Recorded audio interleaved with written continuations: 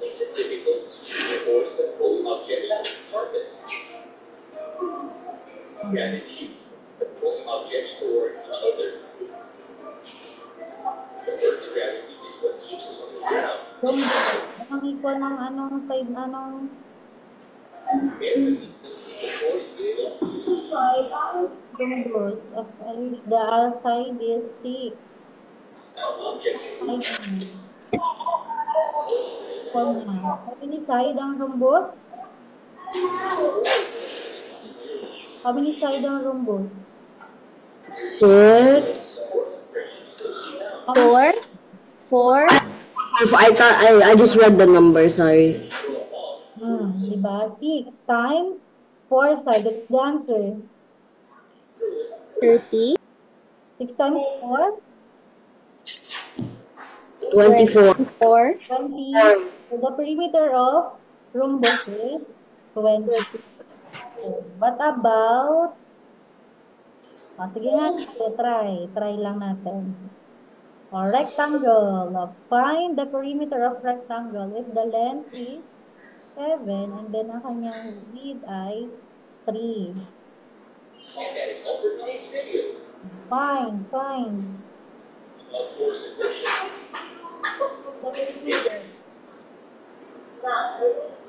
Teacher, is it 20? 20. 20 daw sabi ni Zaira. What about the others? Gedion. Makasunod ka, Gedion? What? Princess? Nakakasunod, Princess? Yes. Dealing with contracts there. The Adobe Acrobat AI system. What's the perimeter? Hello and welcome to Tutoring Hour. In this video, we'll explore the three states of matter: solid, liquid, and gas. Let's dive in. Here's our first question. Okay, what's your answer? Liquid. I said liquid. Is water a solid, liquid, or gas? Liquid. Liquids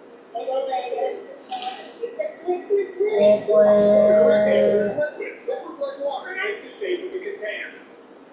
Next up, is a rubber duck a solid, liquid, or gas? Solid. The answer? What's the answer? Teacher, I'm done. I think it's solid.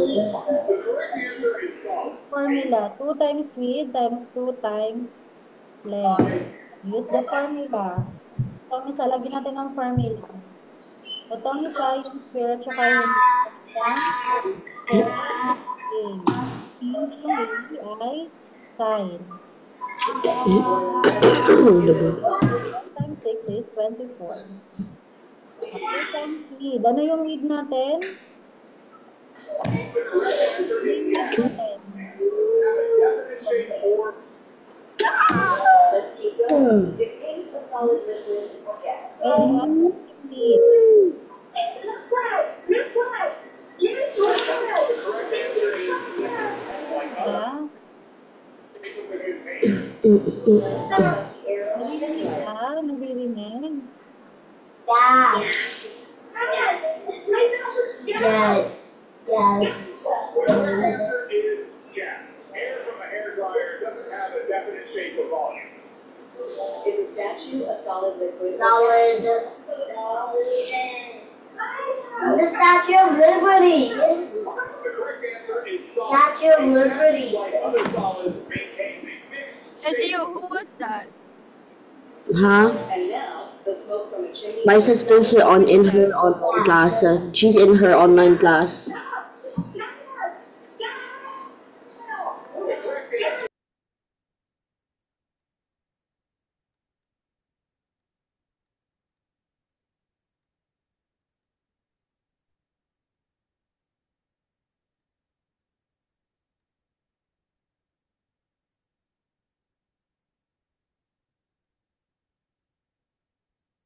Lang.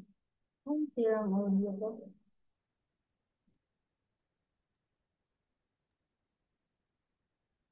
Di pa naririnig. Nawawala kasi ang aking audio.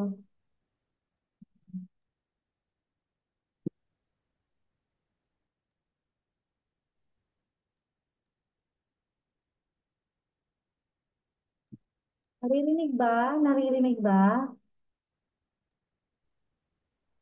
Yes. Ano ang ating weed? Ano ang ating weed? 7.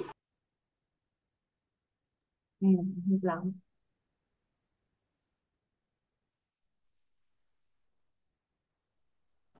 Ano ang ating weed? Weed. 3 or 7? 7. 3. 7. 3. Weed natin yung 3, yung kapal. Weed. And then, plus 2 times length. Ano yung length natin? 7. So, this is the formula. Okay? 2 times 3, 6. Plus 2 times 7, 14. So, 6 plus 14 is equal to 20. Tama? O, you screenshot this and then pag-aralan. O, pag-aralan na, screenshot. So, the answer is 20. Add all side. Ayan, gamitan lang natin ng formula. So, kapag hindi na-remember yung, pag hindi nyo na-remember yung formula, Can you write the form? Can you send the form? Wait, teacher. I will send the formula later. Can you send the formula to Teacher Mason so that she can send it to the GC natin? Opo. I will send the formula to Chernazel, okay? Don't worry. Yeah. Apo. Okay, so sa perimeter, add all side, okay? And the check. If something's been moved, it will need plans, tools, and a whole lot of Okay. Pag perimeter, add all side. Next naman,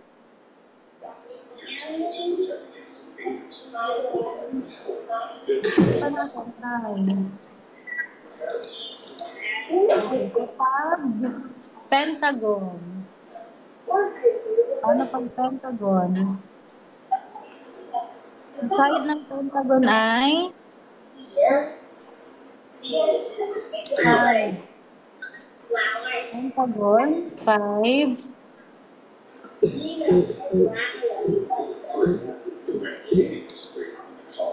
Yung pentagon parang bahay, no? Ayan, pentagon.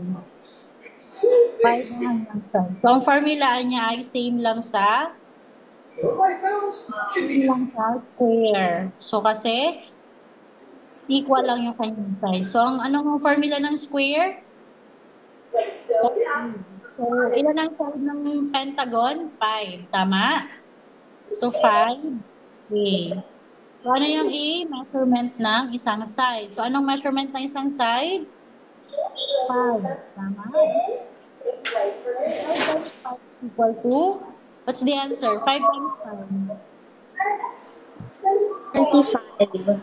25. So, the perimeter of the pentagon is 25. I will send the formula later.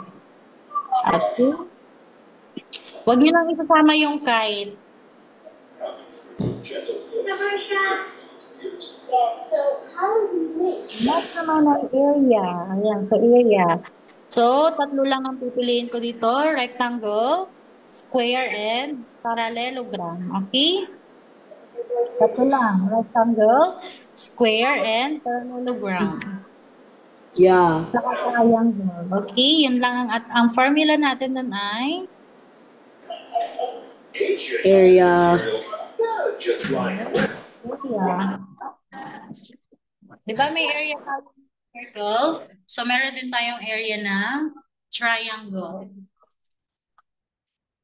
Yes, po, teacher. Ang triangle, Can you hear me? 1/2 hey, whether it's man-made or times height. Okay? For example,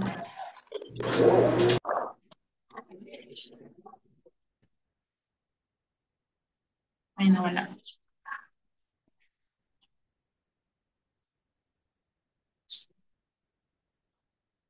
One half times base times height.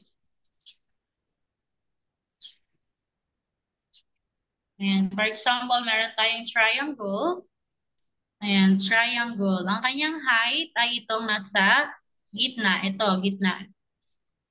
Middle. Ito ang kanyang height. Okay? This is the height. For example, and then ang base niya itong nasa baba, itong base. For example, ang base niya ay 3. Tapos ang height niya ay 2. Okay, anong height niya? 2. Anong base niya? 3. Ito yung base nasa baba. Itong isa ay height. Okay, taas, height. Pag base, yung foundation. Okay, so 1/2 times, ano nga ang base natin? Anong value ng base? Base? Base. Base. Anong The base natin? 3. 3. Times height. Anong height natin? 2. 2. Okay. Next. 1/2 times 3 times 2. 3 times 2, 6. Okay. 1/2 times 6. That's the answer. So 1/2, if we converted this into decimal, it will be 0.5. Tama? Point ano? 0.5. 0.5. Tama? Opo. 0.5. So 0.5 times 6. What's the answer? 0.5 times 6. Opo. Wait, let me check. 6.5? 6.5. 0.5. What's the half of 6? What's the half? 3. 3. Very good. 3. Lalagay nyo lang yung kalahati ng 6. What's the half of 6? Okay? The answer here is 3. Okay? 2. 3. Oh, you screenshot. You screenshot. Opo. Ibigay ko din yung formula kay Teacher Nazel, okay? Opo. Done. Ano? How?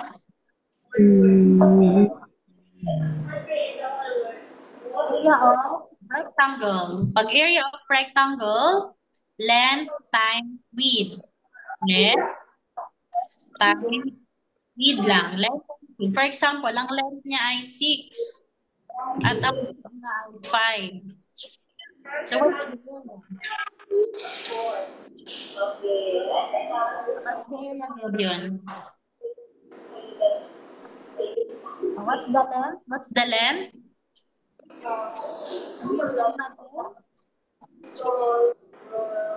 Tama. Length ay 6. Ang width natin ay 5. So, area is equal to 6 times 5. What's the answer? 6 times 5. 30. 30. 30. So, the answer is 30. Okay, get? Get? Rectangle. And then, okay, screenshot. Lang example. Okay na? Length times width. Kapag sa triangle, 1/2. Wait lang. Don't, I'm not done yet po. Okay, okay. Not done Pag sa yet. triangle, 1/2 times base times height. Okay? Pag square, Done. done na. Okay. Pag square, madali lang pag square. Pag square, all sides are equal. So, ang formula lang niya ay A square. A square. Okay? Ito lang yung formula niya. A is equal to A square. So, for example, ang kanya measurement ay 3. So, A is 2, 3 squared. What's the answer? 3 squared. 3 square. Huh? 3 square. Opponent. O, di ba? 2 na 3. 3 times Wasn't it pi? Wasn't it pi? 3 times 3 is? R equals 3 square? Hmm? Ah, that's for the circle. What's for the, that's for the circle pala. This is square. 3 raised to 2. 3 squared. What's the answer? 3 squared. 6? What is exponents? Exponent tells how many times you're going to multiply the number by itself. So this Yeah. is 2. You multiply it 2 times. So 3 times 2. 3. Okay, I get it. So 3 times 3 is 9. Very good. So 3 times 3 is 9. So the area of square is 9. Okay? Get? Okay, screenshot. Okay. Screenshot na. Yes. Vera, okay na? I will send the formula lang naman eh. 4 lang to. Okay, next we have the parallelogram. Parallelogram. Parallelogram. Nabubulo lang. So, ang formula nito kanina ang rectangle ay length times width. Dito naman ay base times height. Okay? Alin ang base? Itong nasa baba. Okay? Pag base, laging nasa baba. Ang height ay ito. Ito, base. Ito, height. Height. Okay, height. For example, ang base niya ay 8. Ang height niya ay 9. 9. So, area is equal to, ano kanyang base? 8. Ang kanyang height ay 9. So, area is equal to 8 times 9. 8 times 9.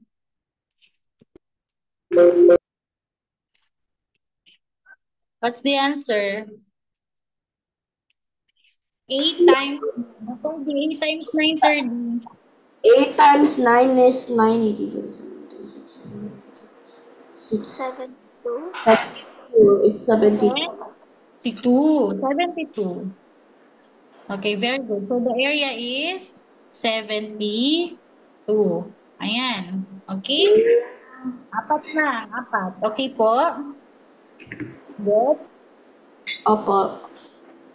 Okay. So yung iba naman ay na-review na natin sa room ng last time. So drawing ng polygons, number pattern. Sa number pattern natin ay arithmetic and then add. Sir, what are the parts of the circle?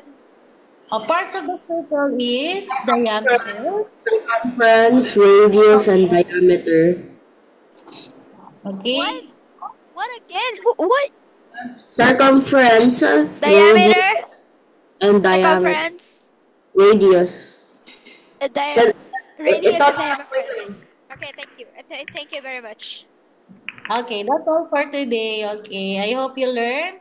I will Okay. send Wait, teacher, can you because I'm gonna show something to Aren, yung my new background. later na. Wait, Later na. naman, when you leave the meeting, can you leave the meeting on? When you leave the meeting, can you stay in it? Amen na. Let's pray na. Let's pray.